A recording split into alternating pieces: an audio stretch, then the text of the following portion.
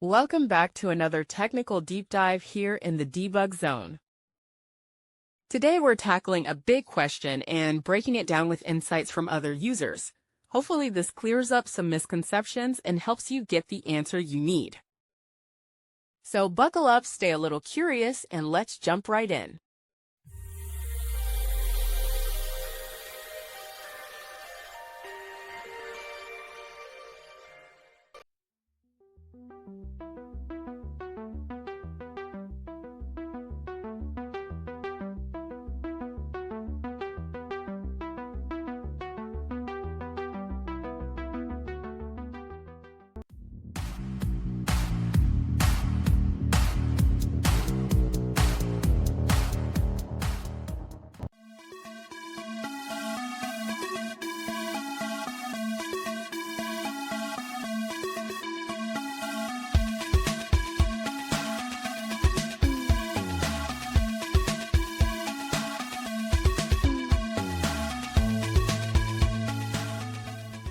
And that's a wrap.